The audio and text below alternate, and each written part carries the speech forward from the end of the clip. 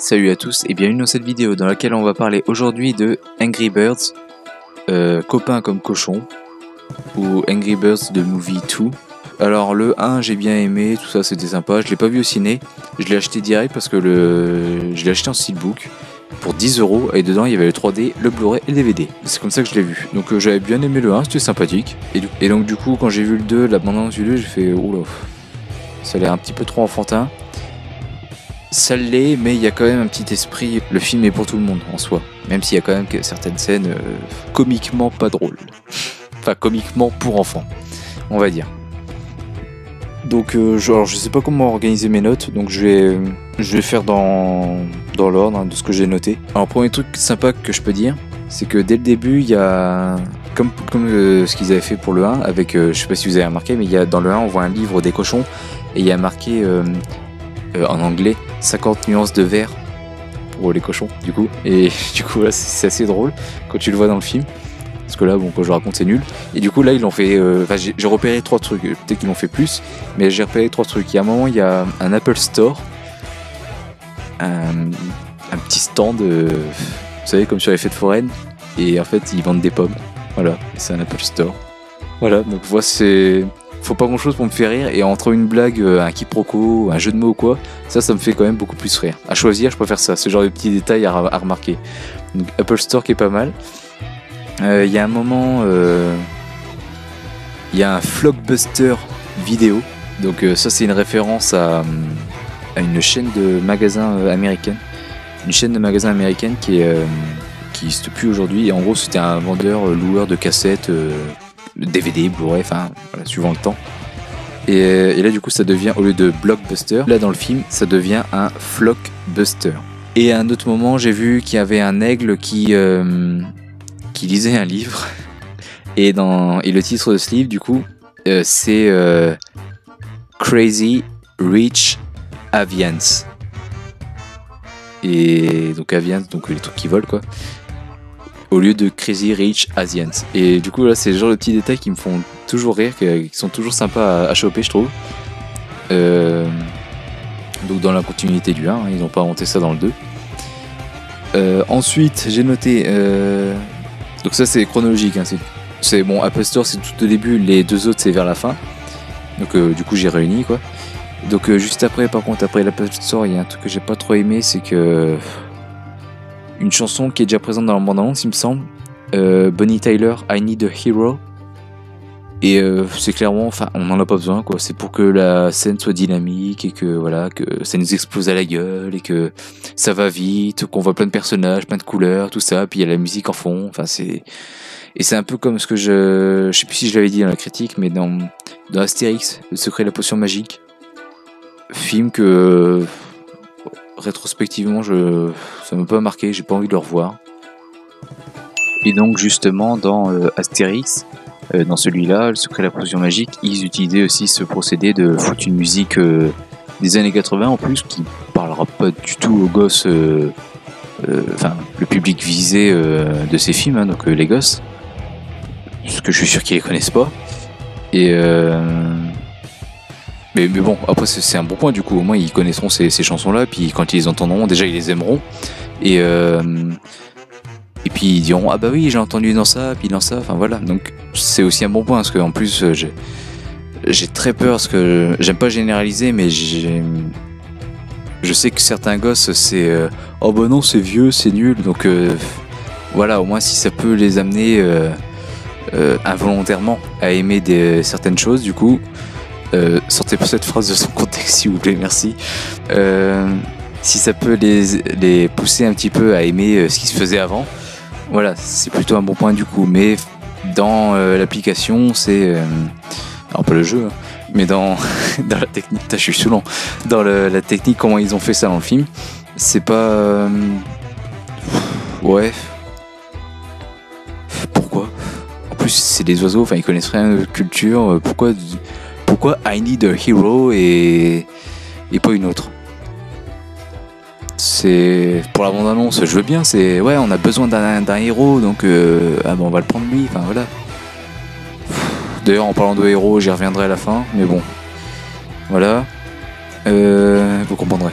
Alors je sais plus pourquoi j'ai noté ça, mais j'ai mis l'ennemi est présenté comme dans une bande-annonce. Donc à mon avis ça doit être très rapidement, très succinctement. C'est oui, je crois, oui. C'est en gros il y a les cochons qui se prennent une météorite de glace dans la gueule. Et là on voit mais qui a fait ça? Donc là on voit l'île, on voit le personnage.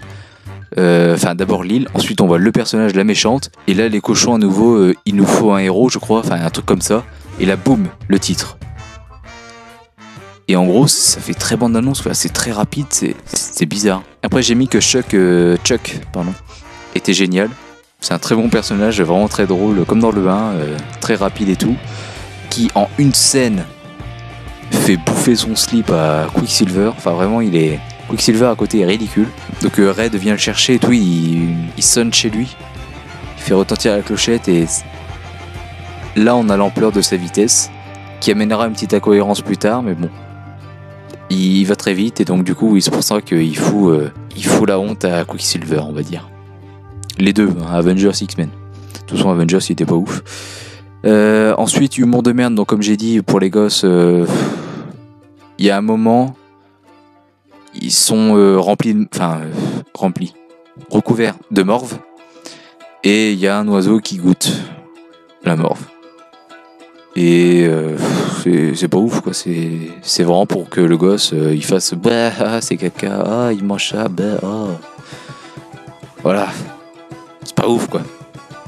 C'est pas la meilleure blague qu'on a eue depuis des décennies. Ensuite, putain, un truc que j'ai pas compris. Parallèlement à l'histoire de Red, la quête de Red et de ses amis, tout ça, pour aller détruire l'ennemi, on va dire, l'arme de l'ennemi. Parce que évidemment, l'ennemi était un personnage féminin, donc non, au final, à la fin, elle sera gentille et puis on va être copains avec. Bon, au final, ils ont fait ça avec les cochons aussi. Ok, bon, allez, je vais bien laisser passer ça. Mais bon, bref, parallèlement à cette histoire, on suit aussi 3 petits oiseaux qui doivent sauver des œufs, les petites sœurs en gros, de l'un des 3 oisillons. Et alors en soi c'est traité, j'ai remarqué que c'était traité comme le jeu, c'est à chaque fois ils les récupèrent et au final non, il y a une petite couille et puis ils les ont pas. Parce que le jeu c'est comme ça, c'est en fait on finit certains niveaux, genre 10 niveaux, et après on passe à une autre plage de niveau, une autre plage plutôt de niveau. Et entre chaque plage t'as une petite image qui montre que ah bah non, on avait les œufs mais finalement non. C'est les cochons qui les ont nouveau quoi, puis du coup tu continues le jeu. C'est un peu traité de la même façon, c'est ils récupèrent les œufs, puis au final bah il se passe un truc et non ils ont pas les œufs.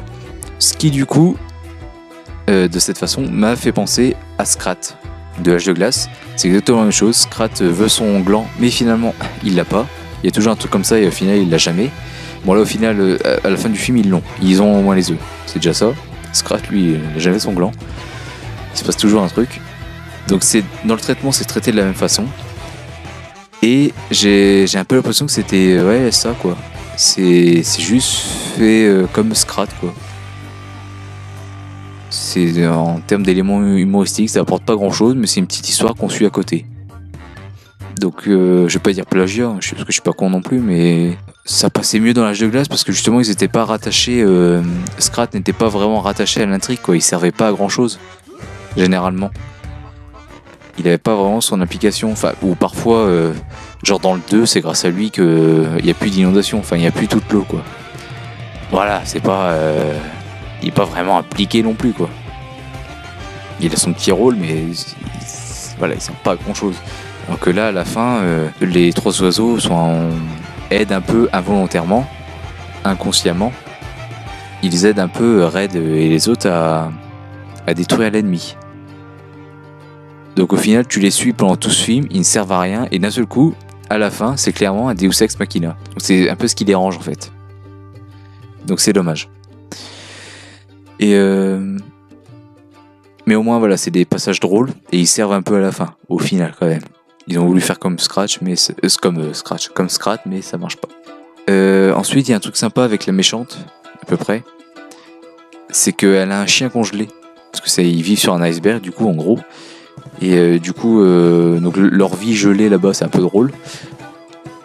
Il y a un truc qui me gêne un peu, c'est que ça aurait pu être complètement drôle si du coup le chien, parce qu'en fait, elle a un chien donc dans un cube de glace, Mais le chien, il est encore vivant.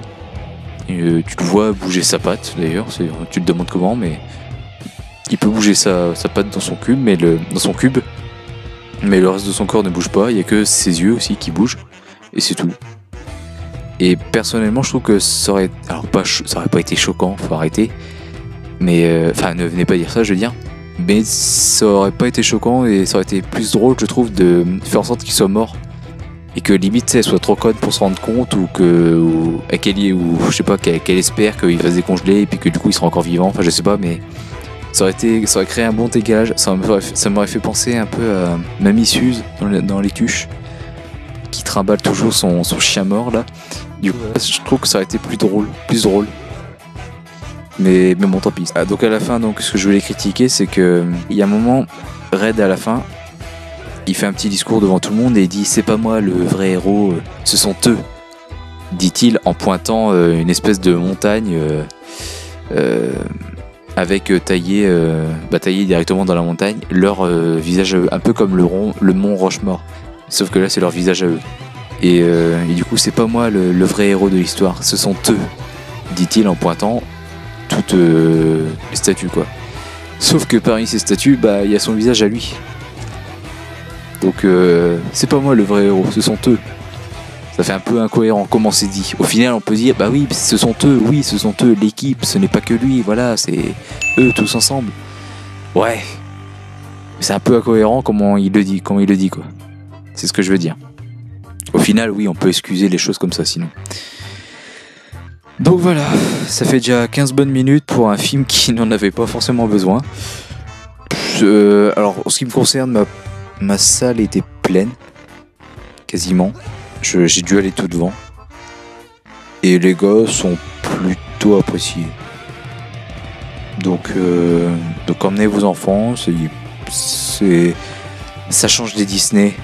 Enfin faut le dire, c'est pour une fois que c'est un autre truc qu'un Disney. Au moins profitez-en quoi. Pareil, alors lui il m'intéresse pas du tout, Abominable, mais bon, voilà, pareil ça change, donc allez le voir, je pense que ça pourrait être sympa, mais personnellement ça m'intéresse pas du tout. Mais voilà, ça change au moins de Disney, c'est autre chose quoi. Offrez autre chose, proposez, offrez autre chose à vos gosses. Je pense que ça peut être intéressant, voilà. Donc voilà, c'est tout ce que j'avais à dire. Donc là c'est même pas DreamWorks, hein, c'est Sony. C'était sympa, je pense que je me l'achèterai, mais ce sera pas un achat urgent quoi. J'essaierai de l'avoir en mode pas cher, 10 € comme l'autre quoi. Donc voilà. C'est sympa à voir, ça passe bien, tu rigoles bien. Voilà. Donc n'hésitez pas à me donner votre avis dans les commentaires. Et du coup, l'avis aussi de vos enfants, si vous en avez. Ou de vos petits cousins, ou petits frères, ou je sais quoi. Je vous dis à très très bientôt pour une prochaine critique sur Critizen Can. Salut à tous.